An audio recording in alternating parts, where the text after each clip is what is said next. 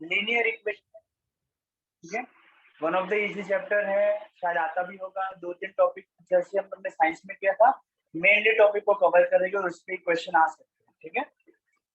सबसे पहले linear equation in two variable का मतलब क्या होता है, तो सबसे पहले ऐसा कुछ दिखा, वेरिएबल का डिग्री, ज्यादा डिटेल में नहीं जाएगी लेकिन ऐसा कुछ x + 5 = 6 दिखा, इक्वल टू का साइन आया, इसलिए हम लोग इसको इक्वेशन बोलते हैं।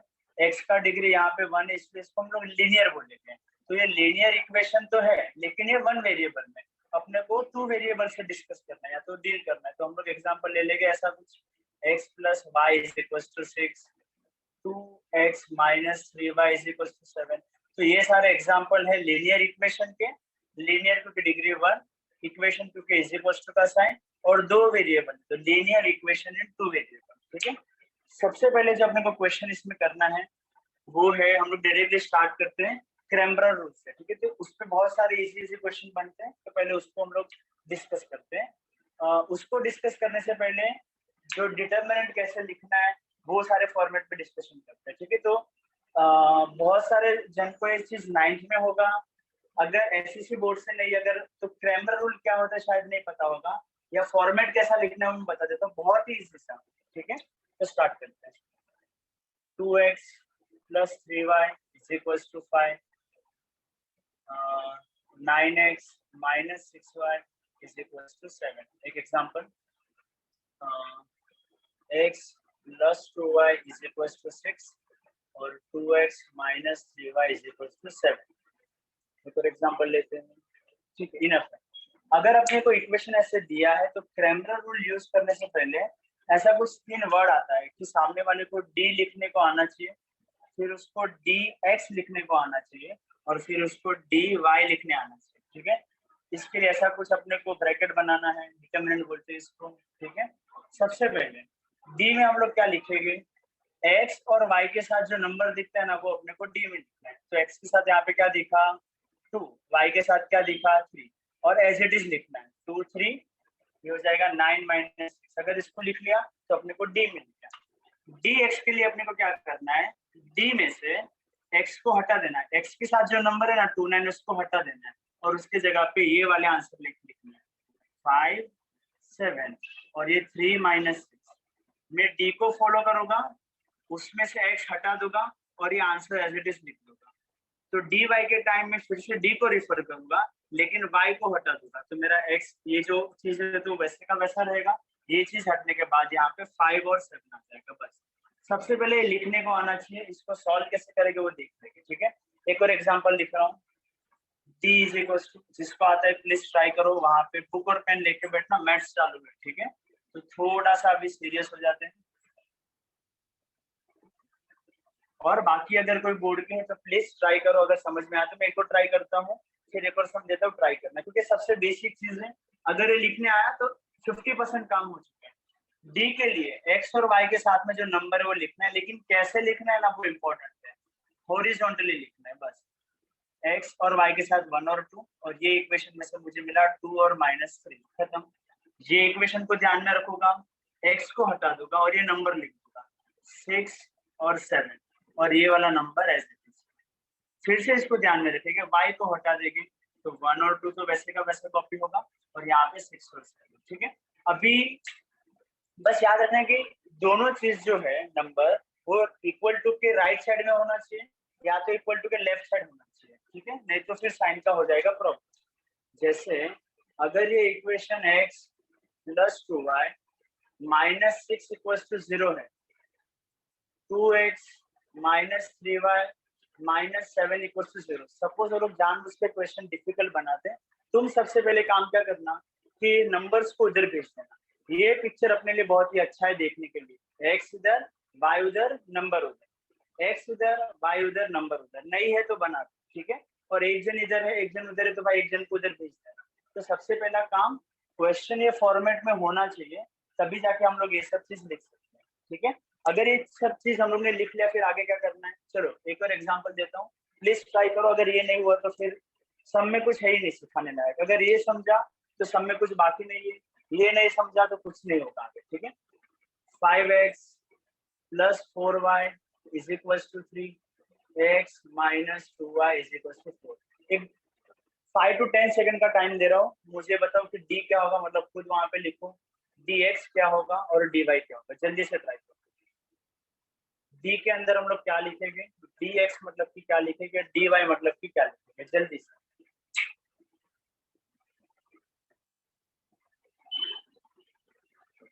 बहुत ही इजी क्वेश्चन पूछा है। इक्वेशन ये फॉर्मेट में होना चाहिए, नहीं है तो बनाएंगे, फिर d dx और dy लिखना है। जल्दी से।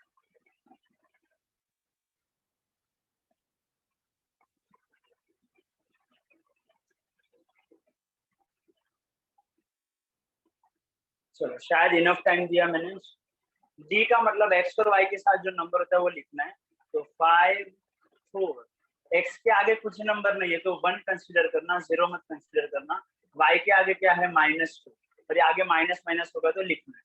dx के टाइम में इसको रिफर करूंगा, x की जगह पे हाथ रखूंगा और वो वाला नंबर कॉपी करूंगा। तो 3 4 4 -2। dy के टाइम ध्यान यहाँ पे है, y पे हाथ रखेंगे तो ये वाला चीज तो वैसे का वैसा, और इसकी जगह पे आ जाएगा 3 4। ये तो हुआ मेरा फर्स्ट स्टेप। क्रैमर रूल का कोई भी सम करने का फर्स्ट स्टेप होता है कि तुमको ये लिखने आना चाहिए। फिर इसका वैल्यू फाइंड करना है, इसको हम लोग बोलते हैं डिटरमिनेंट। और इसको सॉल्व कैसे करना है, तो सिंपल है, ये दोनों नंबर को मल्टीप्लाई करना है, कंपल्सरी इन्हीं दोनों को फर्स्ट मल्टीप्लाई करना है। तो -6 इंटू 2 कितना हो जाएगा, -12। फिर ये दोनों को मल्टीप्लाई करना है, 9 इंटू 3 कितना हो जाएगा, 27। और ये दोनों नंबर को सब्ट्रैक्ट करना है, कंपल्सरी सब्ट्रैक्ट करना है, कंपल्सरी यही दोनों को फर्स्ट मल्टीप्लाई करना है। फिर आंसर कितना आ जाएगा, -39। दूसरा एग्जाम्पल लेते हैं, अभी मैं तुमको सिखा रहा हूँ डिटरमिनेंट सॉल्व करना, ठीक है। सबसे पहले ये दोनों का मल्टीप्लाई, -6 इंटू 5 हो जाएगा -30, 7 इंटू 3 हो जाएगा 21, कंपल्सरी दोनों के बीच में माइनस, तो आंसर आ जाएगा -51। और इसको सॉल्व करना है डिटरमिनेंट, कंपल्सरी ये दोनों का मल्टीप्लाई, 7 2 14, फिर ये दोनों का मल्टीप्लाई, 9 5 45, और फिर ये दोनों का सब्ट्रैक्शन। तो जो आंसर आएगा वो 39 आएगा, नहीं 31। ठीक है, तो ये अपना आंसर है। तो ये हो गया डिटरमिनेंट सॉल्व करना। चलो इसको जल्दी से करते हैं। ये दोनों का मल्टीप्लाई, -3 इंटू 1 -3, और 2 2 4, दोनों के बीच में माइनस, तो फाइनल आंसर हो जाएगा -7। ये सर -7 किसका वैल्यू है, डी का। इसको सॉल्व करते हैं, -3 इंटू 6 तो ये हो जाएगा -18, 7 2 ये हो जाएगा 14, और दोनों के बीच में माइनस, तो फाइनल आंसर हो जाएगा -32।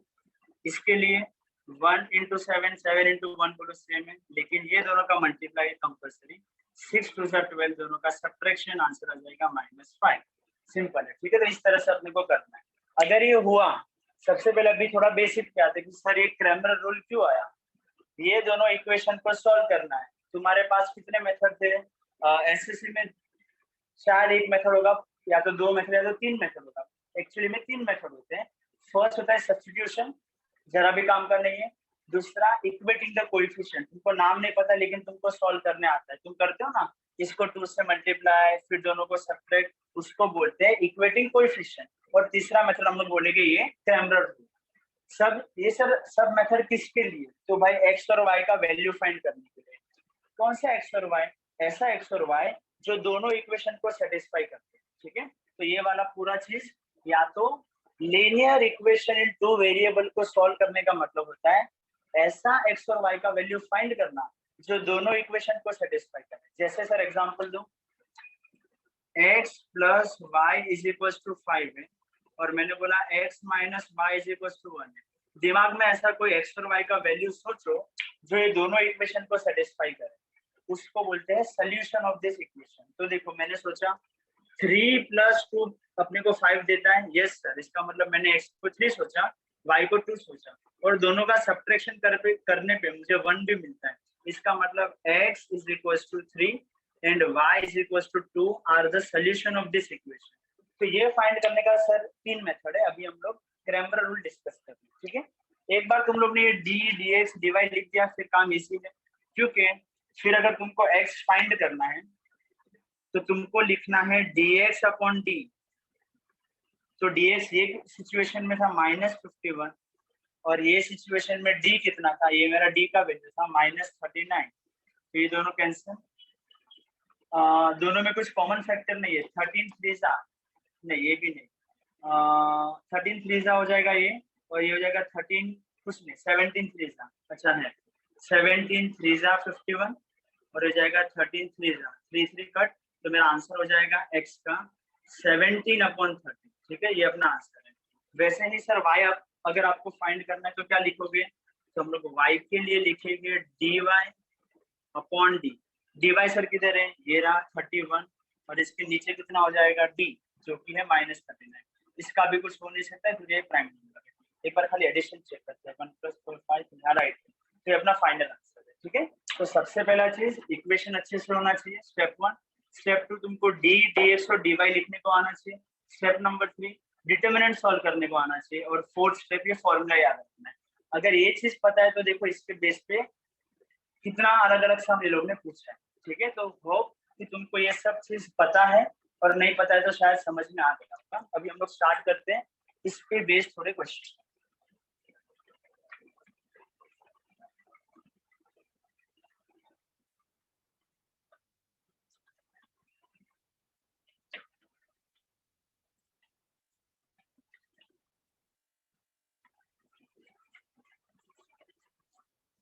सो इस पे बेस्ड जो क्वेश्चन अपने पास है वो होने चाहिए।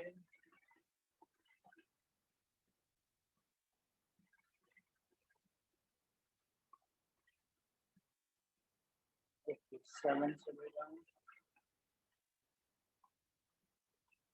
ठीक है। आ जाए क्वेश्चन नंबर 7 से स्टार्ट करते हैं। ये कॉन्सेप्ट पे जितने भी अपने को सम मिलेंगे अच्छे अच्छे स्टार्ट करते हैं। सबसे पहले हम लोग स्टार्ट करें क्वेश्चन नंबर 7 से। देखो क्वेश्चन नंबर 7 में क्या बोला है, for simultaneous equation in the variables x and y, उसने अपने को कुछ वैल्यूज दिया है। क्वेश्चन नंबर 7 है, उसने अपने को dx का वैल्यू दिया है, उसने अपने को dy का वैल्यू दिया है, उसने अपने को d का वैल्यू दिया है। देखो dx कितना है, डायरेक्टली उसने बोला है dx is equal to 49, dy is equal to कितना है -63, और d का वैल्यू कितना दिया है 7। तो वो लोग ने बस पूछा है find the value of x। तो x का फॉर्मूला अपने को अभी हम लोग ने किया था, याद होना चाहिए, क्या हो जाएगा dx/d। dx मतलब कितना 49, और d मतलब कितना 7, तो ये दोनों कट, और आंसर हो जाएगा 7, मतलब x इज इक्वल टू 7। तो इतना डिफिकल्ट क्वेश्चन आएगा एग्जाम में। ठीक है, फिर करेंगे क्वेश्चन नंबर 9। चलो देखते हैं। नहीं, क्वेश्चन नंबर 9 ये टाइप का नहीं है। 7 के बाद इसी टाइप में क्वेश्चन नंबर, देखो क्वेश्चन नंबर 12 क्या बोला है, क्वेश्चन नंबर 12 करते हैं। What is the value of dx for solving the simultaneous equation this and this. तो सबसे पहले मैं दोनों साइमल्टेनियस इक्वेशन को लिख देता हूँ। कौन सा है क्वेश्चन नंबर 12, क्या बोला है उसने, दो इक्वेशन मेरे को कौन कौन सा दिया है, 3x + 2y is equal to -11 दिया है, और दूसरा मुझे दिया है 7x - 4y is equal to 9। अच्छा, और पूछा क्या है मुझसे इसमें, dx का वैल्यू पूछा है। ठीक है, dx का वैल्यू फाइंड करने के लिए सबसे पहले कोई लोग डायरेक्टली भी कर सकते हैं, नहीं समझते तो सबसे पहले चला जाओ d फाइंड करते हैं। तो सर ने d कैसे फाइंड किया था, x और y का वैल्यू 3 2 7 -4। फिर सर आपने dx कैसे फाइंड किया था, तो dx इज इक्वल टू होता है, यहाँ पे लिखते हैं dx इज इक्वल टू हो जाएगा, इसको हटाना है और उसकी जगह पे लिखना है ये वाला वैल्यू -11 9, और ये रहेगा एज इट इज 2 एंड -4। बस इसका वैल्यू उसने पूछा है, तो सबसे पहले ये दोनों का मल्टीप्लाई कंपल्सरी, -11 इंटू -4 44, फिर 9 2 जा 18, और दोनों के बीच में सब्ट्रैक्शन का साइन। इसको सॉल्व करके जो आंसर होगा वो अपना हो जाएगा। क्या आंसर 26 विद पॉजिटिव साइन, खत्म। तो इतना डिफिकल्ट क्वेश्चन सीटी में आ सकता है ये। ठीक है, अगर पूरा साल मेहनत किया तो फिर बहुत इजी है ये वाला सब चीज। वैसे क्वेश्चन नंबर 13 में देखो dy फाइंड करने बोला है, कोई जरूरत नहीं, कोई मतलब नहीं बनता। क्वेश्चन नंबर 14 एक बार कर लेते हैं, क्योंकि अपने को डिटर्मिनेंट सॉल्व करने आता है, तो यही कॉन्सेप्ट में जो जो आता है हम लोग कवर करते हैं। बोला इसका वैल्यू कितना है, किसका 5 3 -7 एंड -4। अपने को रूल पता है, पहले ये दोनों का कंपलसरी मल्टीप्लिकेशन 5 इंटू -4 -20, फिर ये दोनों का मल्टीप्लिकेशन -7 इंटू 3 -21, और ये दोनों के बीच में आ जाएगा माइनस। इसको सॉल्व करना है तो कितना हो जाएगा, -20 minus minus plus 21, final answer हो जाएगा 1, एक नंबर। ठीक है, तो ऑप्शन ए राइट है, नहीं ऑप्शन डी राइट। फिर इसके बाद 7 हो गया, 14 हो गया, अभी डायरेक्टली हम लोग जंप करेंगे क्वेश्चन नंबर 26 पे। आ जाओ, अच्छा question, what is the value of k if the value of dy for the equation this and this is 7? dy बोला ये लोग ने, हाँ ये क्वेश्चन में मिस्टेक है, इससे अच्छा मैं स्टार्ट करूंगा 27 या 28, कुछ भी, वो क्वेश्चन में थोड़ा मिस्टेक है, उसने y ही हटाने को बोल दिया और कुछ तो बोला है, प्रॉब्लम है क्वेश्चन में। 27 करते हैं, आ जाओ। क्वेश्चन नंबर 27 में क्या बोला है, value of d for the equation x plus y is equal to 3, और दूसरा इक्वेशन दिया है 3x plus ky is equal to 4 is -5। ठीक है, तो देखो इसका मतलब क्या है, उसने अपने को जो वैल्यू दिया है वो है d का value, d is equal to -5। याद रखना, अभी मैं दोनों इक्वेशन को लिखता हूँ, तो इक्वेशन अपने को क्या दिया है, x plus y is equal to 3, first equation है x plus y is equal to 3। दूसरा इक्वेशन अपने को दिया है 3x plus ky, 3x plus ky is equal to 4। अपने को ये दो इक्वेशन दिया है और बोले कि भाई इसमें ना d का वैल्यू -5 है, तो अपन खुद को क्वेश्चन पूछेगा अरे d का वैल्यू कैसे फाइंड करेंगे, कुछ ऐसा फॉर्मूला था ना कि x के आगे साथ जो नंबर है, y वाला जो नंबर है, दूसरे इक्वेशन में x के साथ जो नंबर है और y के साथ जो नंबर है वो लिखना है, खत्म। और उसने खुद d का वैल्यू -5 दिया, तो मैं यहाँ पे -5 लिखूंगा।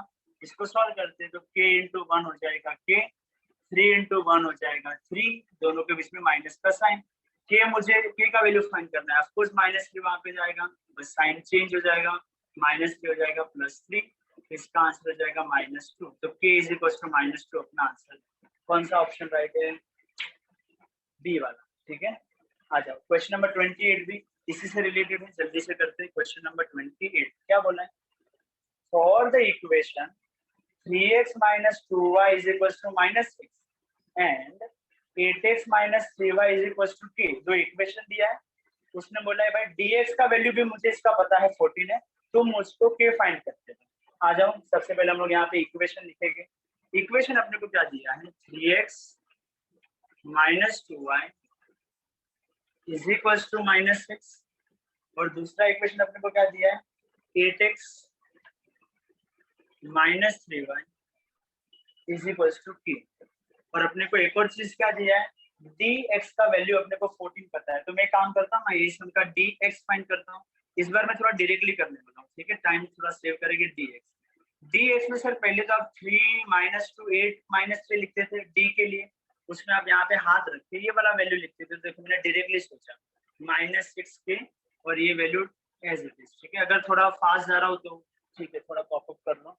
ठीक है, ये मेरे को डायरेक्टली dx मिला, dx का वैल्यू वो लोग ने खुद कितना दिया है मुझको, 40, तो इसका 14 इज इक्वल टू, बस इसको सॉल्व करना है, 6 इंटू -3 हो जाएगा 18, ये दोनों का मल्टीप्लिकेशन हो जाएगा -2 के।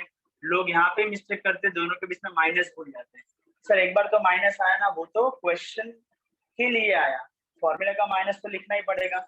इसको सॉल्व करेंगे यहाँ पे तो फाइनली हो जाएगा 14 is equal to 18 minus minus plus 2k, मुझे तो k का वैल्यू चाहिए तो 18 को उधर भेजेंगे, 14 minus 18 is equal to 2k minus 4 is equal to 2k, so k का वैल्यू हो जाएगा -2। ठीक है, तो कौन सा ऑप्शन करेक्ट है, ए, बस सिंपल है। तो देखो एक कॉन्सेप्ट अगर तुमको समझ में आया उस पर कैसे लोग अलग अलग क्वेश्चन पूछते रहते हैं। फिर बाकी सब ठीक है, इस पे भेजते, इस पे भेजते, इस पे भेजते। चलो इनफ हम लोग ने सम किया, अभी हम लोग सेकंड कॉन्सेप्ट स्टार्ट करेंगे। तो ये था क्रैमर रूल पे जितने भी अच्छे क्वेश्चन पॉसिबल थे हम लोग ने कर लिए, जितने भी वेरिएशन थे हम लोग ने कर, ठीक है, आगे बढ़ते हैं। होप ये समझ में आया होगा।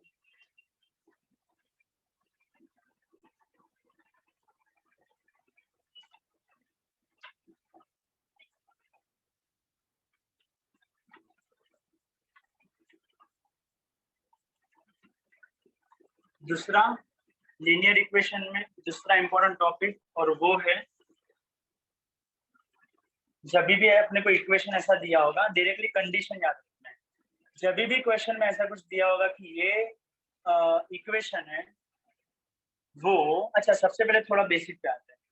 पता है तुमको ये 2x + 3y = 5 या तो 6, इसका मतलब एक्चुअली में क्या होता है किसी को पता है? मतलब आंसर तो नहीं दे सकते लेकिन पता है, जब भी ये देखो तो मन में क्या आता है, ये क्या है? तो इसका मतलब तुमको आना चाहिए कि अच्छा सर इसका मतलब एक लाइन है, खत्म। जब भी इक्वेशन ऐसा दिखता है उसका मतलब होता है कि सर एक लाइन, ठीक है।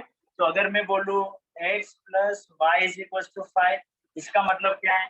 तो सर इसका भी मतलब एक लाइन होगा, कुछ ऐसा वाला लाइन होगा, सिंपल।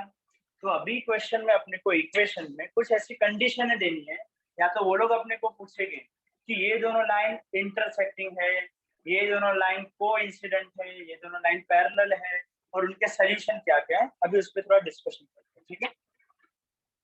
तो देखो, दुनिया में जब भी दो लाइन साथ में आएगी तो दो चीज हो सकता है, या तो वो दोनों लाइन, अगर एक ग्राफ है मेरा तो दो लाइन एक दूसरे को इंटरसेक्ट करेगी, फर्स्ट कंडीशन। दो लाइन अगर एक दूसरे एक ही ग्राफ में मैंने बनाया तो दोनों लाइन एक दूसरे को शायद सर पैरेलल हो सकती है, इंटरसेक्टिंग हो सकती है, पैरेलल हो सकती है, या तो फिर दोनों लाइन कोइंसिडेंट हो सकती है। कोइंसिडेंट का मतलब मैंने ये फर्स्ट लाइन ड्रॉ की और सेकंड वाली लाइन भी इसी के ऊपर में से पास हो रही है, ठीक है। तो इसको बोलेंगे, सबसे पहले इसके मतलब देख लेते हैं।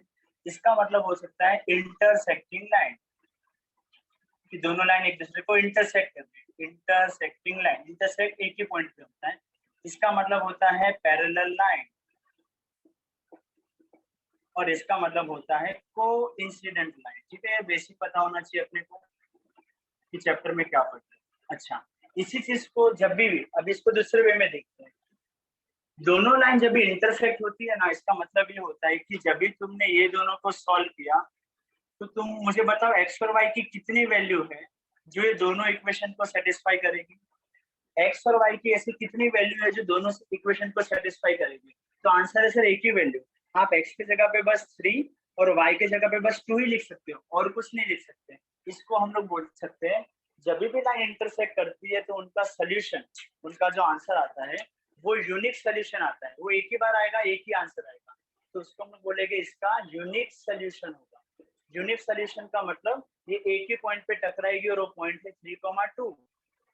पैरेलल लाइन का मतलब होता है मुझे बताओ ये दोनों लाइन किधर इंटरसेक्ट हुई? कभी भी नहीं हुई। तो इसको इंग्लिश में हम लोग बोलते हैं no solution, this line are having a no solution, ठीक है। मतलब कि इसका देखेंगे क्या मतलब होता है। और कोइंसिडेंट लाइन का मतलब कि इसके पास इनफाइनाइट सोल्यूशन होगा, इसके पास इनफाइनाइट सोल्यूशन होगा। सर अभी हमको कैसे पता चलेगा कि ये लाइन पैरेलल लाइन है, इंटरसेक्टिंग लाइन है कि कोइंसिडेंट लाइन है?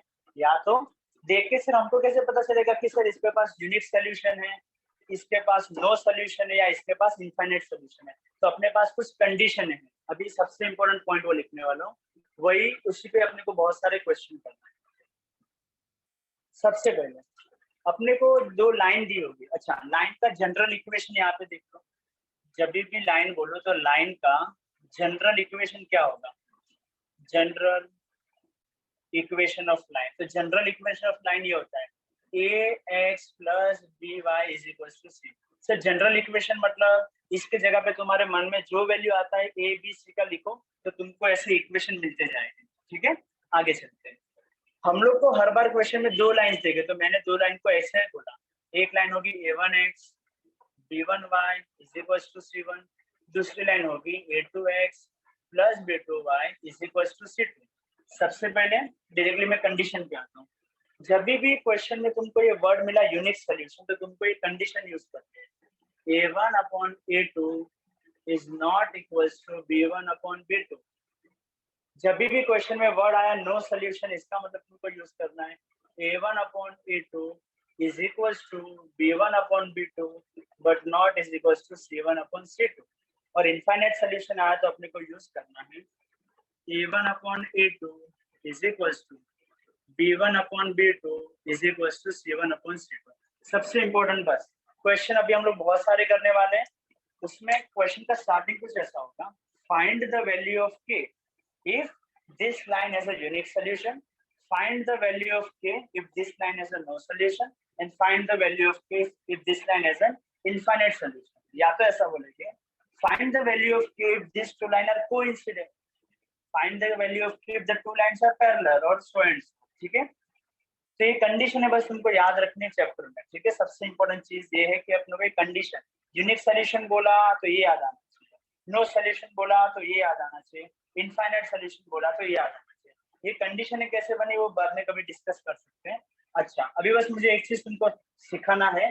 सर a1 b1 c1 किधर से मिलेगा? तो आ जाओ. अगर मुझे क्वेश्चन में दिया 2x minus 5y is equals to 6 और दूसरी भी लाइन ले लेते हैं 5x plus 3y is equals to 9. ठीक है, तुम्हारा मर्जी, तुम इसको फर्स्ट इक्वेशन बोलो, तुम इसको सेकंड इक्वेशन बोलो. फर्स्ट इक्वेशन में x के साथ जो वैल्यू होता है ना उसको हम लोग बोलेंगे a1. ठीक है, इसलिए मेरा a1 is equals to 2 है. फर्स्ट इक्वेशन में y के साथ जो मिला उसको हम लोग बोलेंगे b1. तो y के साथ सिर्फ 5 मत बोलना, -5 बोलना. और फर्स्ट इक्वेशन में देखो, फर्स्ट इक्वेशन इसमें a1 b1 c1 आएगा और वहां पे जो नंबर दिखता है वो अपने लिए c1 का वैल्यू है. सेकंड इक्वेशन अपने को a2 देगा, b2 देगा और c2 का वैल्यू देगा. लेकिन सर कैसे देगा? तो देखते हैं. x के साथ वाला a2, y के साथ वाला b2 और सिर्फ नंबर अपने लिए हो जाएगा c2. ठीक है, तो मेरे ख्याल से इसमें कोई डाउट नहीं होना चाहिए. फिर से 2 मिनट दे रहा हूँ, 1 मिनट दे रहा हूँ, एक और सम मैं तुमको दे रहा हूँ, ट्राई करो और मुझे बताओ, खुद लिखो कि इसका वैल्यू क्या है. इसमें x का वैल्यू कितना है? सॉरी, a1 b1 c1 कितना है, a2 b2 c2 कितना है. ठीक है, अगर तुमको ये लिखने आया तो बस तुम्हारा दूसरा काम है कि ये कंडीशन याद रखनी है और इसमें तुम्हारा मार्क्स कभी भी कट नहीं होगा. ये इक्वेशन है, इक्वेशन नंबर 1 और ये मेरे लिए इक्वेशन नंबर 2. तुमको इसमें से क्या a1 b1 c1 a2 b2 c2 के वैल्यू लिखने आती है तो तुम्हारा काम हो गया. 50% काम यहाँ से हो जाएगा, 50% अगर तुमको ये पता है तो खत्म, 100% सम हो जाएगा. एक 5 सेकंड का टाइम दे रहा हूँ, सोचे जल्दी से.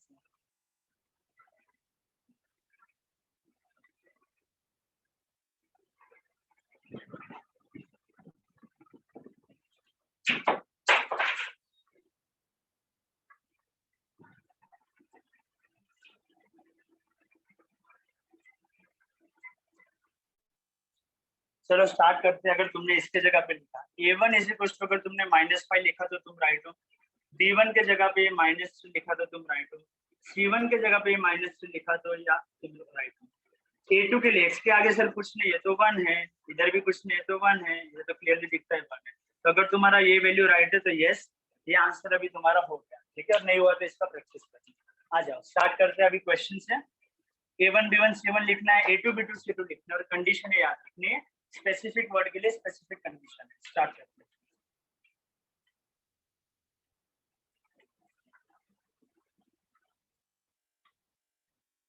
साइंस लिया हो या कॉमर्स लेने वाले आगे जाके, लेकिन ये चैप्टर दोनों में ही आता है. ठीक है, तो ये थोड़ा अच्छे से आना चाहिए. अगर पढ़ाई नहीं करना है तो फिर ठीक है, ये सब नहीं पता होगा तो चलेगा, लेकिन ये याद रखने में कंडीशन है बता दी तो मैं डायरेक्टली अभी यूज करूंगा.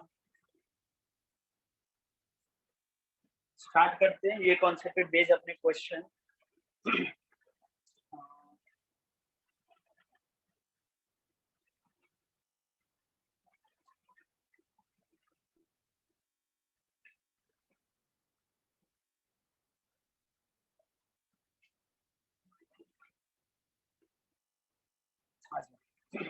क्वेश्चन नंबर 18, 20, 22 अभी तक जो भी दिखेगा, जिसको भी आता है प्लीज ट्राई करो. क्वेश्चन नंबर 18, 22, 20 एंड 22 तीन सम अभी में करना. ठीक है, स्टार्ट करते हैं क्वेश्चन नंबर 18 से. क्वेश्चन को रीड करते हैं सबसे पहले. What is the value of k for which simultaneous equation this and this have infinitely many solution. सबसे इंपॉर्टेंट वर्ड था infinitely many solution. Infinitely many solution में सर ने बोला था कंडीशन ये होगी कि a1 upon a2 is equal to b1 upon b2 is equal to C1 upon C2। सबसे पहला काम, कंडीशन क्या होगी वो तुमको पता होना चाहिए। दूसरा इंपॉर्टेंट काम, इसमें से A1 B1 C1 और A2 B2 C2 के वैल्यू तुमको पता होनी चाहिए और अपना काम हो गया। A1 B1 C1 और फिर A2 B2 and C2। Start करते हैं। A1 की वैल्यू क्वेश्चन में से देखेंगे, यहाँ पे चलो मैं इक्वेशन लिख देता हूँ। 2x plus 3y is equals to 8।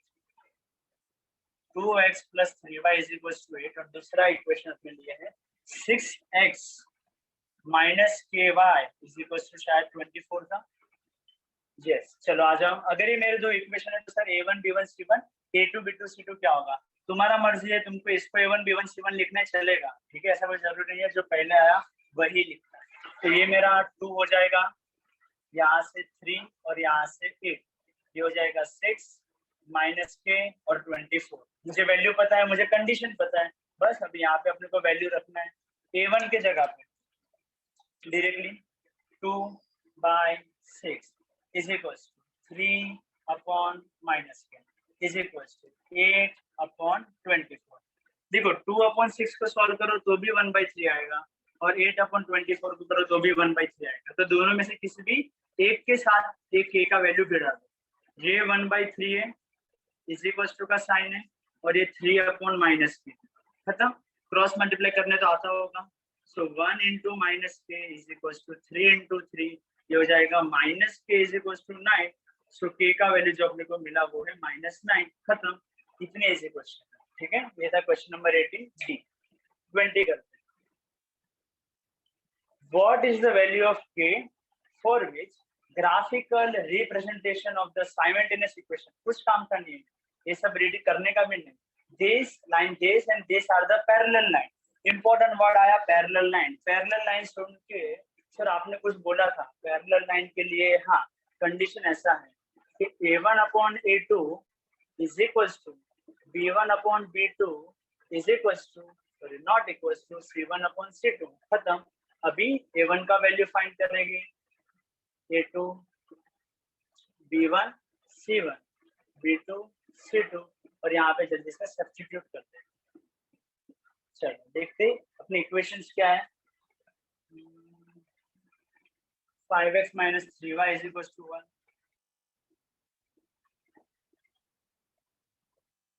2x minus ky is equals to -4। ठीक है, स्टार्ट करते हैं। A1 हो जाएगा 5, बस ये जो नंबर दिखते हैं डायरेक्टली लिखना है। 5 minus 1 2 minus k minus 4, ठीक है। कंडीशन में वैल्यूज रखते हैं। सबसे पहले 5 upon 2 is equals to -3 upon -k is not equals to 1 upon -4। अपने को फाइंड करना है कि k का वैल्यू कितना होना चाहिए, और अगर मैंने भूल से इसको सॉल्व किया तो मुझे मिलेगा k का वैल्यू क्या नहीं होना चाहिए, क्योंकि यहाँ पे नॉट इक्वल टू है, तो इसको मैं देखूंगा भी नहीं, क्योंकि सामने वाला मेरे को पूछ रहा है कि भाई k इज इक्वल टू कितना। भूल से तुमने इसको सॉल्व किया तो तुमको मिलेगा k कितना नहीं होना चाहिए, तो मैं इसको क्यों सॉल्व करूँ, पूछा ही नहीं, मुझे पूछा सिंपली ये वाला।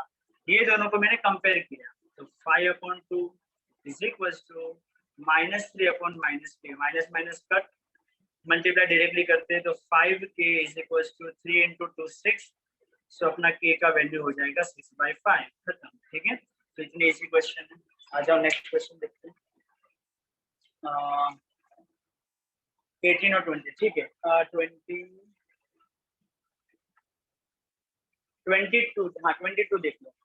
Which of the following is true for a simultaneous equation 4y minus 3x is equals to 7 and 9/2x minus 6y जो भी है।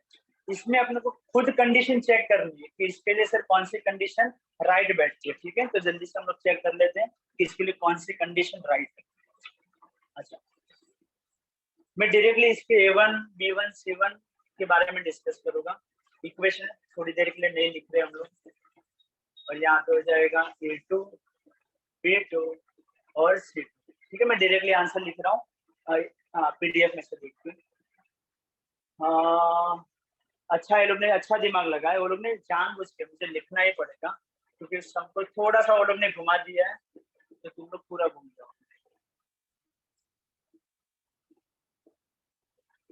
6y is equal to 20। देखो ये लोगों ने जानबूझ के क्या किया है, y पहले दिया है तो मैंने क्या बोला था कि नंबर उठा के लिख देना, तो यहाँ पे मिस्टेक हो जाएगा।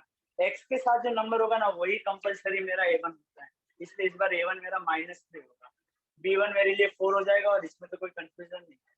यहाँ पे जो अच्छे से दिया है 9/2 -6 एंड 21 खत्म। स्टार्ट करते हैं, देखते कौन सा कंडीशन राइट बैठता है।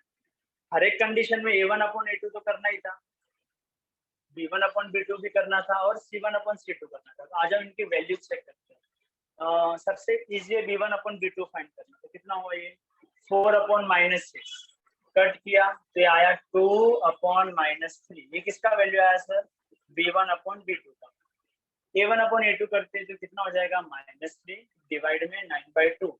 इसका रेसिप्रोकल, शायद ये चीज डिफिकल्ट ना लगे तो अच्छा है कि सर ये कैसे सॉल्व करना है। तो हो जाएगा 2/9, ये दोनों को कट, तो फिर से आंसर आया -2/3।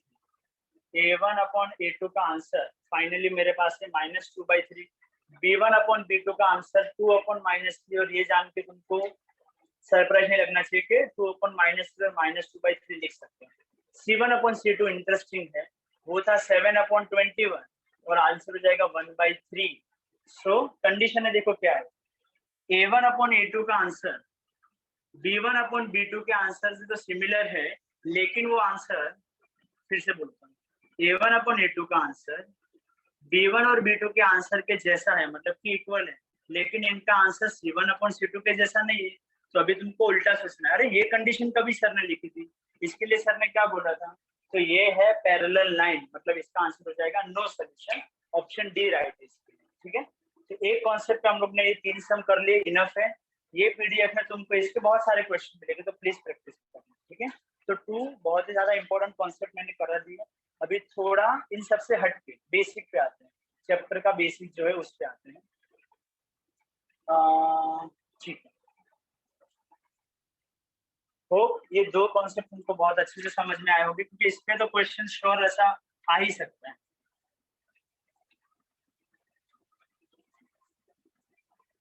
जो लोग बाकी बोर्ड से है प्लीज प्रैक्टिस ज्यादा कर देना, तो तुमको भी समझ में आ जाएगा कि हाँ कैसे चल रहा है, अगर तुम्हारे लिए नया चीज है तो। लेकिन सीबीएसई बोर्ड का अगर कोई है तो ये चीज उनको थी, आईसीएसई बोर्ड में ये चीज उतनी नहीं थी, 10th में तो श्योरली नहीं थी। ठीक है, तो थोड़ा अगर अलग लगा लेकिन तुम कॉप अप कर सकते हो शायद, तो अच्छा। और कोई बोर्ड का रहेगा आईजी बोर्ड का, ये सब चीजें उनको भी नहीं थी। चलो स्टार्ट करते आगे। क्वेश्चन नंबर अभी जो मैं करने वाला हूँ वो बेसिक चीज है। देखो क्वेश्चन नंबर 3 में क्या बोला है, what is the value of x for drawing the graph of ये। इक्वेशन लिखते सबसे पहले क्या दिया इक्वेशन, 3x + 2y = 27। उसने बोला है कि x का वैल्यू क्या होगा इफ y = 3, इफ y = 3। बहुत ही बेसिक क्वेश्चन है, लेकिन इसके बाद का 1-2 क्वेश्चन अच्छा है, इसमें मैं करा रहा हूँ। तो इफ y = 3 तो x कितना होगा, तो सिंपली हम लोग क्या करेंगे, ये y का वैल्यू उठा के इसमें रख देंगे जिधर भी y अपने को दिखता है। तो ये 3x में तो कुछ चेंजेस होगा नहीं, y के जगह पे आ जाएगा 3 और ये = 27 एज इट इज, तो हो जाएगा 3x, 3 2 6 = 27, 6 उधर जाएगा बन जाएगा 3x = 21, तो x बन जाएगा 21/3। सो x का वैल्यू सिंपली मिला अपने को 7। ठीक है, ये टाइप का क्वेश्चन पूछेगा नहीं, लेकिन मेरा एम कुछ दूसरा क्वेश्चन है। ये था क्वेश्चन नंबर 4 मेरा एम था। देखो क्या बोला है, what are the coordinate of the point of the intersection of the graph of the equation this with the y axis. ध्यान से फिर से आराम से लिख करते हैं, what are the coordinates of the point of intersection of the graph of the equation with the y-axis। इसका मतलब वो लोग ने सिंपली क्या बोला है, पहले विजुअलाइज करो, ये मेरा ग्राफ है, सपोज वो लोग ने जो इक्वेशन दिया है ना वो मेरी ये वाली लाइन जिसका नाम है 3x + 4y = -6। क्वेश्चन का मैं मतलब समझा देता हूँ। वो लोग ने जो बोला है, इतना इंग्लिश एकदम खतरनाक, वो लोग ने बोला है कि ये लाइन y एक्सिस पे जिधर इंटरसेक्ट करेगी वो पॉइंट का कोऑर्डिनेट कितना है। उनका ये जो लंबा चौड़ा इंग्लिश था इसका मतलब ये था, what are the coordinate of the point of the intersection of the line with a y axis, मतलब कि वाई एक्सिस से जब ये लाइन टकराएगा तभी वो उस एक पॉइंट पे मिलेगा। अपने को ये पॉइंट का कोऑर्डिनेट फाइंड करना है। अभी पता है इसमें कैसे स्टार्ट करेंगे, ये क्वेश्चन का थोड़ा सा हिंट लेके देखो, क्योंकि लाइन मेरा वाई एक्सिस पे टकराएगा तो पॉइंट भी मुझे वाई एक्सिस पे मिलेगा। मैंने क्या बोला, अगर लाइन वाई एक्सिस से टकराएगा तो पॉइंट भी वाई एक्सिस पे मिलेगा। इसके लिए मैं यहाँ पे y की जगह पे, सॉरी ये इक्वेशन में मैं x की जगह पे 0 रख दूंगा, खत्म। क्योंकि लाइन टकरा रहा है y एक्सिस पे, ये पॉइंट मुझे मिलेगा y एक्सिस पे। y एक्सिस पे किसी भी पॉइंट पे x का कोऑर्डिनेट 0 होता है, ये मुझे पता होना चाहिए तो जाके क्वेश्चन हो जाएगा। बस तो x की जगह पे मैं लिखूंगा 0, और ये लोग ने इनडायरेक्टली मुझे बोला है भाई y का वैल्यू बताओ, find y if x equals to 0। तो देखो हो गया, ये प्रीवियस क्वेश्चन के जैसा, खत्म। बस अपने को बोला नहीं था कि कौन से पॉइंट पे दिमाग लगाना था। x की जगह पे 0, 4y -6, 3 इंटू हो जाएगा 3 इंटू 0 0 प्लस 4y -6, सो 4y -6, y हो जाएगा -6/4, और इसको सॉल्व करेंगे तो y आ जाएगा -3/2। लेकिन सर ऑप्शन में ऐसा कुछ दिख ही नहीं रहा है, तो लोग ने एक और दिमाग मतलब पूछ रहे कि तुमको ये पता है क्या, y एक्सिस पे कोई भी पॉइंट को लिखने का तरीका पता है कैसा होता है, x 0 और y का कोऑर्डिनेट -3/2। ग्राफिकली मैं रॉन्ग हूँ, ये पॉइंट यहाँ पे नहीं नीचे मिलेगा, लेकिन ठीक है पॉइंट ऐसे लिखा जाएगा, मुझे ये बताना। अगर ये समझ में आया वेल एंड गुड, नहीं समझ में आया इसके जैसा एक और क्वेश्चन करेंगे। क्वेश्चन नंबर 6 रीड करते हैं, what are the coordinate of the point of intersection of the graph of the equation this. तो अभी ये लोग ने क्या पूछा है, सपोज ये वाली लाइन ग्राफ में एक्स एक्सिस पे जहां पे टकराएगी वो एक पॉइंट होगा, हमको अभी ये पॉइंट का कोऑर्डिनेट फाइंड करके दो। बस क्वेश्चन में प्रॉब्लम या तो क्वेश्चन ये चेंज है, इक्वेशन अलग दिया है, तो बस हम लोग भी यहाँ पे चेंजेस करते हैं। आ जाओ कैसे लिखेंगे देखते हैं। तो यहाँ पे हो जाएगा थोड़ा सा चेंजेस, और मुझे अभी यहाँ का कोऑर्डिनेट फाइंड नहीं करना है। लाइन तो x को भी कट करेगी, सॉरी y को भी कट करेगी, x को भी कट करेगी। ये वाले क्वेश्चन में मुझे बोला है कि भाई x पे कट करेगी ना, वो पॉइंट क्या है। तो आ जाओ देखो लाइन क्या था, 4x 3y = 11। दोनों के बीच में कौन सा साइन था, माइनस का। उन्होंने बोला कि ये लाइन x एक्सिस को जहां पे टकराएगी वो एक पॉइंट है, उसका कोऑर्डिनेट चाहिए। तो ये फिर से एक सोचने लायक समय कि जब भी कोई पॉइंट एक्स एक्सिस पे होता है तो सर क्या 0 होता है, तो y का वैल्यू 0 हो जाता है। मतलब सामने वाले ने पूछा है इफ y = 0 तो x का वैल्यू क्या होगा। तो simple 4x as it is रहेगा, y की जगह पे 0 आ जाएगा, एंड दिस इज 11, तो हो जाएगा 4x। 3 इंटू 0 0, सब कुछ खत्म, 4x = 11, x हो जाएगा 11/4। लेकिन ये पॉइंट को लिखने का कैसा, तो 11/4 पहले और फिर ये 0 है। कोई option, yes option number A, ठीक है। ये कुछ बेसिक चीजें जो अपने को पता होना चाहिए। इसके बाद हाँ ये भी एक इम्पोर्टेंट क्वेश्चन है, क्वेश्चन नंबर 11। ये अभी कोई कॉन्सेप्ट नहीं है इसलिए मैं ऐसे रैंडमली उठा रहा हूँ। क्वेश्चन नंबर 11 में देखो क्या पूछा है, what is the value of b if the point 1, 2.5 lies on the graph this, on the graph this. अपने को b का वैल्यू फाइंड करना है, ये भी एक बेसिक कॉन्सेप्ट है। आ जाओ देखते हैं, पहले ग्राफ में देखते हैं। यहाँ पे वो लोग ने बोला क्या है, पहले इसका मतलब समझो। ये पूरा चैप्टर इतना इजी हो सकता है अगर कोई उसको ग्राफिकली सोचने लग जाए कि हाँ क्वेश्चन में ये बोला है, ये बोला है, किया बोला है। समझो ये मेरे लिए ना वो लाइन है, कौन सा लाइन सर, इसको भी हटा देते हैं। समझो कि मेरे लिए 3x + by = -7 वाला लाइन, 3x + by = -7 वाला लाइन है। और ये लाइन पे एक पॉइंट है, कहाँ पे सर, ये वाला 1, 2.5। देखो ये पॉइंट है 1, 2.5। मुझे पता है ये वाला रेड वाला पॉइंट ये लाइन पे है, तो लोग ने बोला b का वैल्यू फाइंड करना है। तो सर इसमें क्या करना है, तो सिंपली ये जो पॉइंट है ना 1, 2.5 अपने को ये इक्वेशन में रखना है, खत्म। x की जगह पे आ जाएगा 1 और ये y की जगह पे आ जाएगा 2.5। तो इसको सॉल्व करने पे अपने को आंसर मिल जाएगा। तो ये बेसिक क्वेश्चन था कि वैल्यू उठा के यहाँ तक 3 1 तो ये हो जाएगा, इसको भी मस्ती नहीं करते, और यहाँ पे हो जाएगा -7, ये हो जाएगा 2.5 b 3 उधर जाएगा, -7 -3 यहाँ पे हो जाएगा -10। किसी को पता होगा 2.5 को हम लोग क्या लिख सकते हैं, 25/10 इंटू b। ठीक है, b को सॉल्व करना है तो सब कुछ उधर जाएगा, so b is equals to -10 into 10/25, ये ऊपर हो जाएगा 100, नीचे हो जाएगा 25, so value of b will be equals to -4। खत्म। ठीक है, तो थोड़ा इजी क्वेश्चन था, डायरेक्टली अपने को वैल्यू रखना था। तो 3 4 6 11 हो चुका है। क्वेश्चन नंबर 5 और ये चैप्टर का शायद लास्ट क्वेश्चन करते हैं, फिर इसका इनफ क्वेश्चन हम लोग ने कर लिया। ठीक है, हर एक कॉन्सेप्ट पे हम लोग ने बात कर ली। देखो क्वेश्चन नंबर 5 में क्या बोला है, what are the coordinate of the point of intersection of this line and this line. जब भी वो अपने को क्वेश्चन में पूछे पॉइंट ऑफ इंटरसेक्शन फाइंड करना है, अपने को पॉइंट ऑफ इंटरसेक्शन फाइंड करना है। तो पॉइंट ऑफ इंटरसेक्शन का मतलब क्या होता है पहले वो समझो। ये एक गिवन लाइन है, ये मेरी दूसरी लाइन है, दोनों कहाँ पे टकराए, ये पॉइंट पे। तो क्वेश्चन वाला अपने को पूछ रहा है ये पॉइंट कितना है हम लोग को बताओ, और उसमें अपने को इंफॉर्मेशन में क्या दिया है, बस दो लाइन का इक्वेशन दिया है। क्या है, x plus 3y is equals to 7, x plus 3y is equals to 7 और 2x plus y is equals to -1। अगर तुमको जान के अच्छा लगेगा, क्या तुमको ये दोनों इक्वेशन को सॉल्व करने आता है? सॉल्व करने मतलब साइमल्टेनियसली सॉल्व करने आता है? हाँ सर आता है।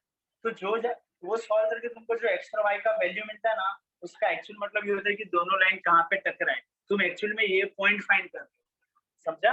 अभी तुम्हारा मेथड, तुमको x को सेम बनाना है तो x को बनाओ, y को बनाना है तो y को बनाओ। x थोड़ा इजी है, हम लोग ये इक्वेशन को 2 से मल्टीप्लाई करते हैं तो क्या बन जाएगा, 2x plus 6y is equals to 14। अभी मेरे लिए ये दो इक्वेशन को सॉल्व करना है, ये दोनों का साइन सेम है तो मैं माइनस करूंगा, माइनस करूंगा, माइनस करूंगा, आंसर ये दोनों हो जाएंगे कट।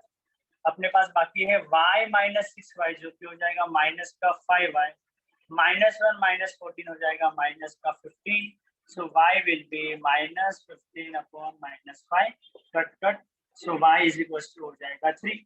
एक बार y मिल गया, तुम्हारे मर्जी के इक्वेशन में इसको रख दो, ये थोड़ा इजी है, इसमें रखेंगे नहीं, ये वाला इजी है, क्यों मल्टीप्लाई भी करो। So 2x plus y is equal to -1 में मैं y का वैल्यू 3 रख रहा हूँ। ठीक है, मैं वो सब इक्वेशन नहीं लिख रहा हूँ, multiplying equation 1/2, substituting value in equation 3, वो सब ठीक है। बोर्ड होता तो वो सब पे ध्यान देना चाहिए, लेकिन अभी ठीक है। सो -1 -3, 2x हो जाएगा -4, सो x का वैल्यू हो जाएगा डायरेक्टली -2, 2 से डिवाइड कर दिया, खत्म। तो ये चैप्टर में ये 4 कॉन्सेप्ट सबसे इंपॉर्टेंट थे।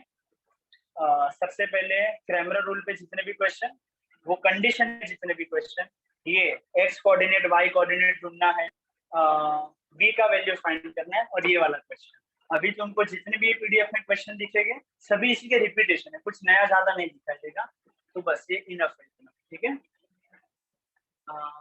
बस तो ये चैप्टर के लिए इनफ सम है। 2 मिनट का ब्रेक ले लो और अभी हम लोग स्टार्ट करेंगे प्रोबेबिलिटी, ठीक है।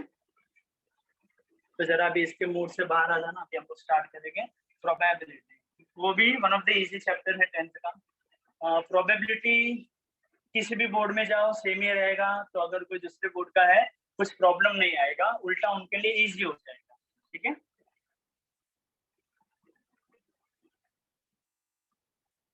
वो ये सब समझ में आ रहा है, बस अभी तुमको थोड़े दिन प्रैक्टिस करना है और एक खत्म।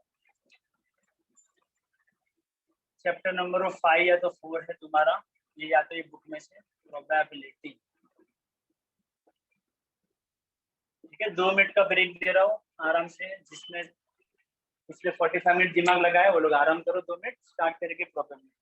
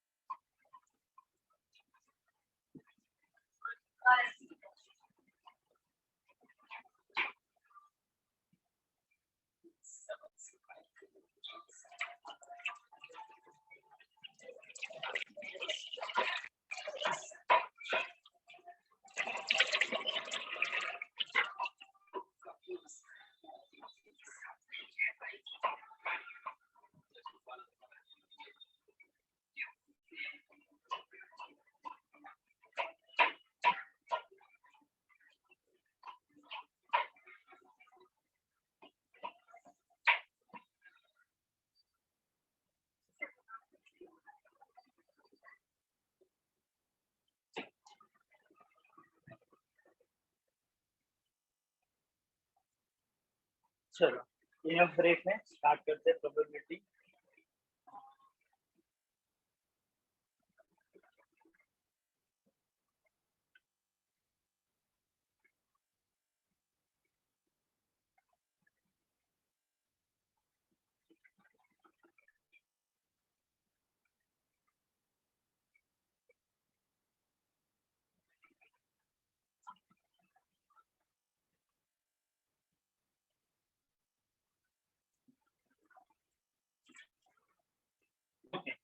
सो प्रोबेबिलिटी का मतलब तो पता होगा।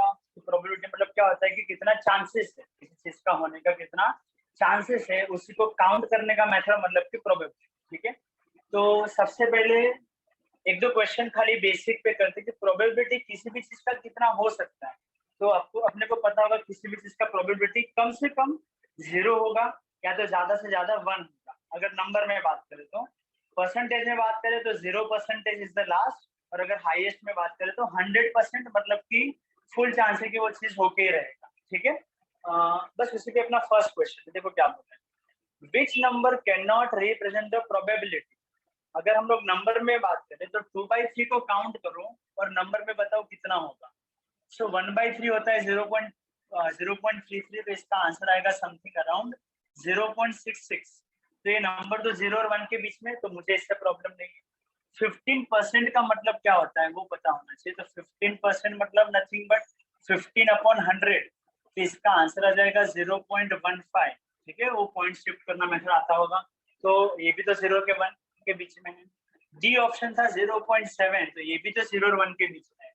खाली ऑप्शन नंबर बी था 1 से ज्यादा 1.5, तो वो श्योरली मेरा प्रोबेबिलिटी रिप्रेजेंट नहीं कर सकता। एक बेसिक क्वेश्चन मैंने करा दिया।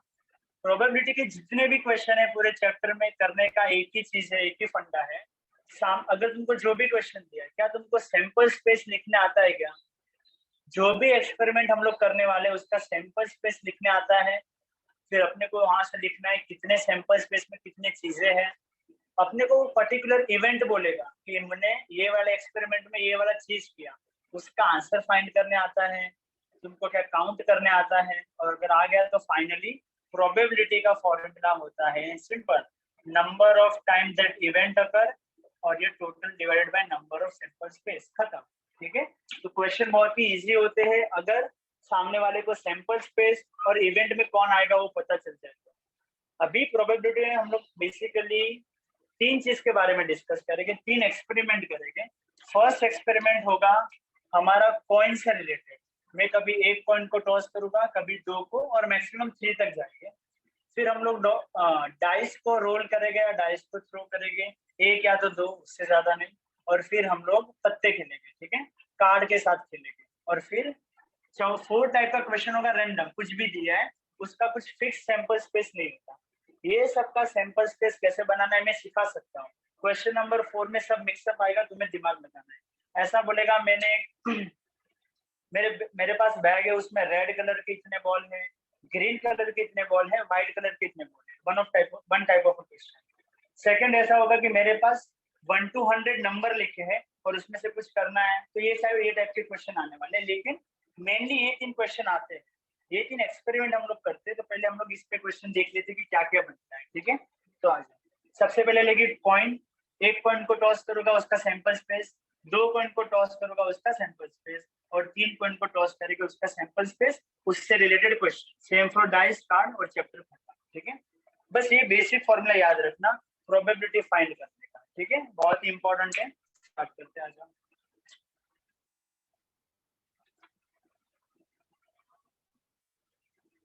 और 11th में भी जाओगे तो ये तो स्टार्टिंग होगा ही। लेकिन इसके अलावा भी और बहुत चीज आई।